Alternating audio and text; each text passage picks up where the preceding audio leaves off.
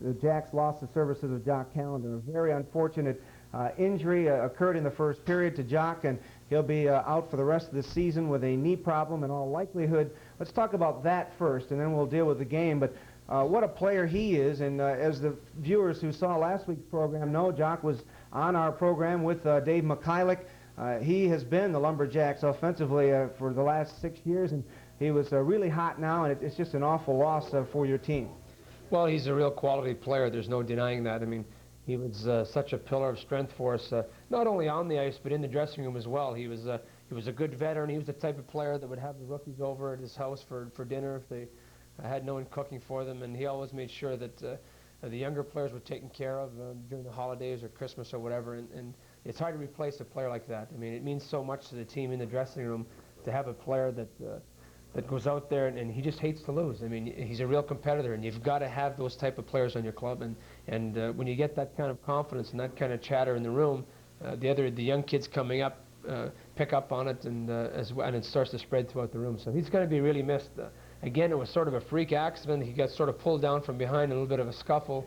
Obviously, his skate must have locked on the ice or something, and nothing gave away, and obviously his knee had to. And it's unfortunate because he pulled the ligaments in his knee, and again, sometimes it's just the freak little things that happen. You don't think anything's bad's going to come out of it, but as soon as he went down and started clutching his knee, we feared, we got scared, and then after the first period, we talked to the doctors, and they confirmed our fears, saying that he did indeed stretch his ligaments, and it didn't look good, and it was quite possible he'll be out for the rest of the season. So he's really going to be missed, but it's going to be a good opportunity, I guess, for some of the other young kids that haven't been playing or would like to get more ice time. This is a good opportunity for them to really step to the forefront and see what they can do. But as well, the other veterans on the club as well are really going to have to pull together and try and make up for his loss. Again, I don't think you can replace the kind of player he is. You can't just step in and replace him, but if someone can step in and just fill the void a little bit, and the rest of the guys pick up the slack, we should try and be all right. Well, the team seemed to band together after Callander's injury on Saturday night. In fact, came up with a couple of early goals in the second period to lead the ice 3-1, but unfortunately the Lumberjacks surrendered the last 3 consecutive goals to Indianapolis, 2 of them coming via a power play after a couple of unsportsmanlike conduct calls were whistled against the Lumberjacks, and you ended up losing the game 4-3. But I guess above all, it was a great effort anyway. We felt by far it was one of the better games we've played all year. We were up 3-1. We were taking the body well. We were really controlling play and dominating it.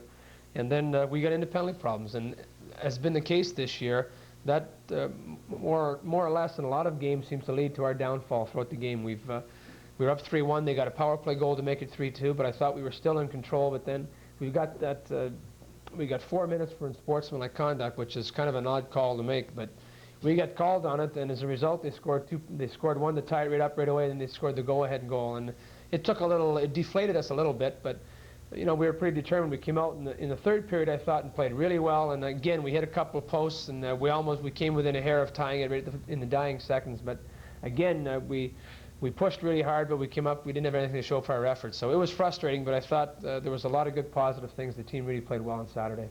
And yesterday, the Lumberjacks wound up the week by traveling to Fort Wayne to take on the Fort Wayne Comets, in a game that the Lumberjacks never seemingly could get anything going offensively in. Despite getting 9 power play chances, the Jacks only managed 24 shots on goal, and justifiably so, of course, without Jock Callander, and also without Perry Gancher, another fine offensive player who missed the entire weekend with a minor knee injury. So it looked as if your team just didn't have the offensive firepower yesterday to compete with the Comets, and lost 4-1.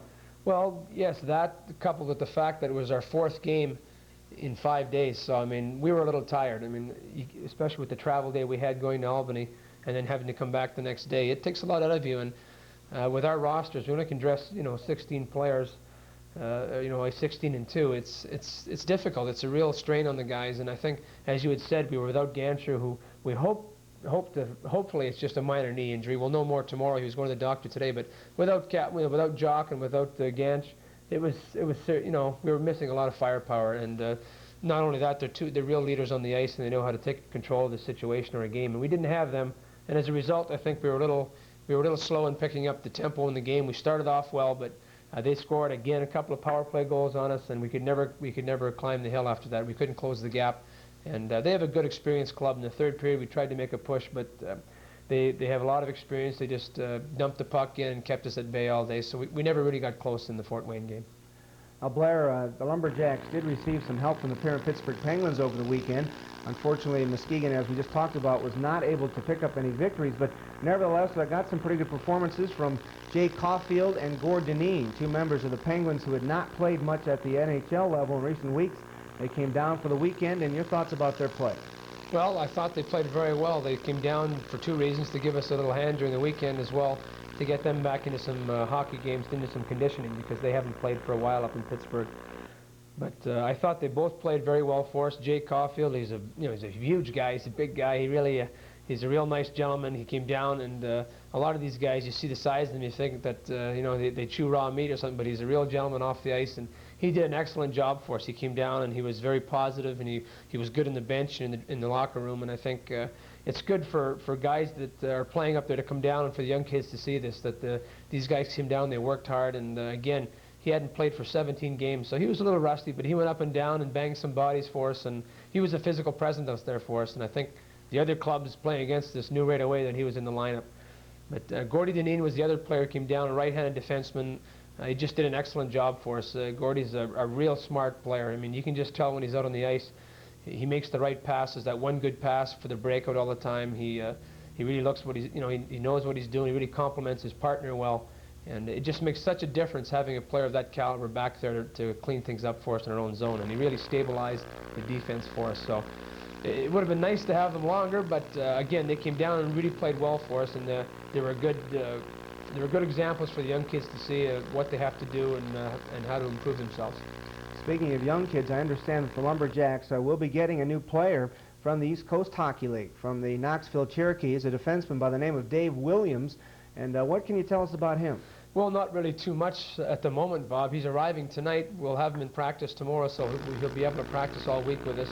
He's a defenseman. I believe he's a left-handed shot. He's 6'2", 200 pounds, and he played very well for our affiliate team down the East Coast, like Donnie Jackson's club, and he's been playing very well for them. And he's going to come up as a free agent, and he's going to have a 25-game tryout. So we're going to have a look at him and see if he can give us a hand and help us out. With the 3 losses over the weekend, the Lumberjacks have now fallen 3 games below the 500 mark at 19, 22, and 3 for 41 points. The Lumberjacks right now have dropped 6 of their last 7 games in this January slide. And Blair, unfortunately, the Lumberjacks are closer now to the Milwaukee Admirals in the West Division for what would be the final IHL playoff spot than they are to contention in the East with Kalamazoo, Indianapolis, and Fort Wayne. So as the season now heads into the second half, are your thoughts and attentions turned more toward Milwaukee and in direct competition with them at this point? Well, I don't think so, Bob. I mean, obviously, we'd like to try and concentrate in our own division, but we haven't been doing too well. Obviously, this past weekend, I think the last 4 games, we've lost every game against our own division opponents. So we definitely have to pull up our socks in that area, because obviously we're going to be playing our own division more in the second half than the Western Division. So we have to, I think the attitude we have to take is it doesn't matter which division the team is playing or where they're from, we have to really concentrate and get the 2 points, because right now, again, we feel confident that we can make a drive. It's just that we've been hitting some snags along the way, and of course losing Jock Callander and Ganscher certainly doesn't help us, but we can't let that deter us at all. But I think, we're confident enough that things we can't keep having. We're having a little bit of bad luck. We're not playing as well as we should. We know that, but I think we're showing signs of turning it around. And I think if we make the puck bounce for us a little bit more, we're going to make that drive. Again, we just have to concentrate on the games we have in hand. And I think if we start playing well, we won't have to worry about that last playoff spot. I don't think you and I both would have ever thought that we would have been in this position right now halfway through the season. Eyeing at it, looking at trying to make the last playoff spot. But we're confident that we'll be up there, and if need be, if we have to beat someone else out in the other division for the last playoff spot, fine. But I think we'll be all right. Right now we're going to take a commercial timeout, and then when we return, we'll be talking to Lumberjacks assistant coach Phil Russell and get his views about the great All-Star Weekend this past weekend in Chicago. Stay tuned on Lumberjacks Off Ice.